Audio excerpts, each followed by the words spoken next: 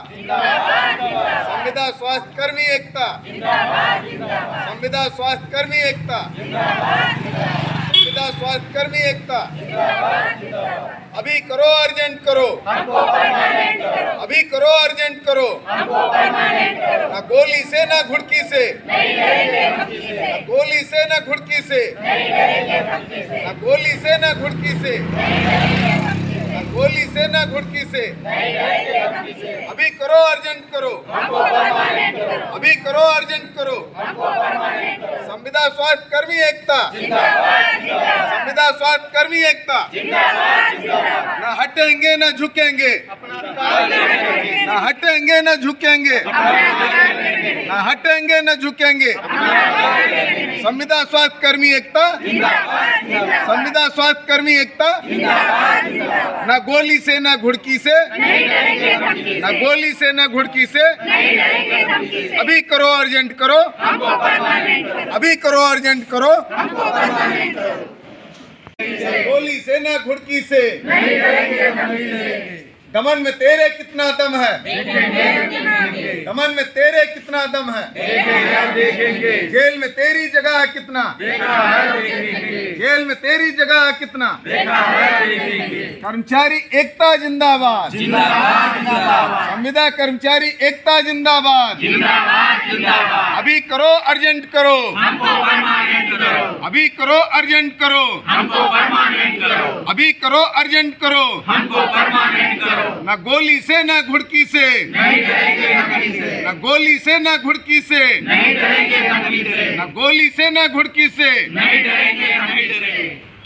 लगातार चौथे दिन अपनी न्यायिक मांगों को लेकर के चल रहे कार्य बहिष्कार के क्रम में आज भी पूरे उत्तर प्रदेश में संविदा स्वास्थ्य कर्मियों का धरना प्रदर्शन, कार्य बहिष्कार जारी है।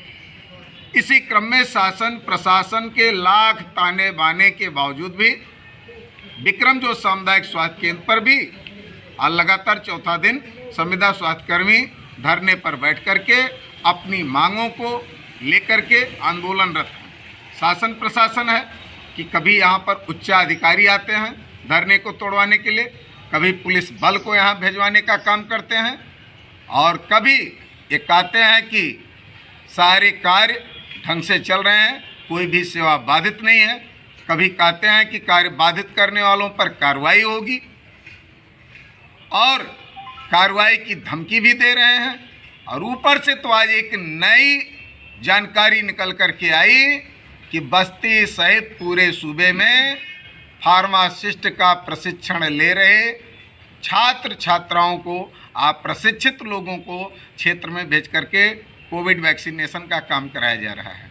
ऐसे में क्या माना जाए कि शासन प्रशासन मानता है कि बिना प्रशिक्षण ही हम टीकाकरण जैसे महत्वपूर्ण कार्य को कर सकते हैं, वह करा सकते हैं?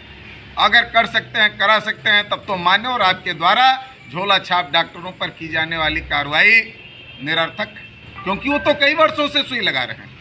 अभी अधीक्षक करैया ने कहा कि जो सुई लगा सकता है वो कोविड टीकाकरण कर सकता है, जबकि मैंने उन्हें तर्क दिया कि शिक्षा विभाग में जहाँ पर सिर्फ छात्रों को पढ़ाना होता है वहाँ पर कोई दवा नहीं रिएक्शन करती है, कोई सुई नहीं रिएक्शन करता है, लेकिन जब तक एक शिक्षक का प्रशिक्षण पूरा नहीं हो जाता तब तक उसे विद्यालय नहीं निर्धारित किया जाता, उसे विद्यालय नहीं आवंटित किया जाता। ऐसे में आप प्रशिक्षित छात्र छात्राओं को कैसे गांव-गांव भेज करके कोविड टीकाकरण कराया जा रहा है? उस टीकाकरण से घटित किसी घटना का जिम्मेदार आखिर शासन प्रशासन या उच्चाधिकारी में से कौन होगा?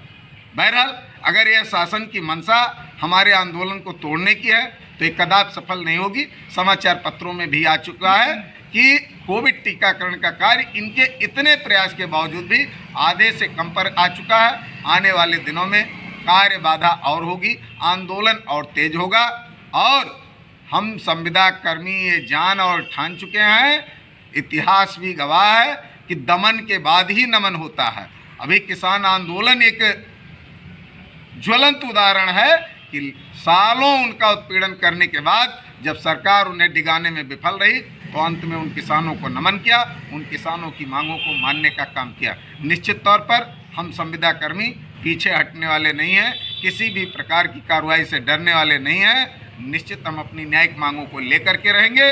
और ये सुप्रीम कोर्ट का भी अब जियो है कि एक समान कार्य के लिए एक समान वेतन होना चाहिए। ये संविदा कर्मी राज्य कर्मचारी नहीं है, एनएचएम के कर्मचारी हैं।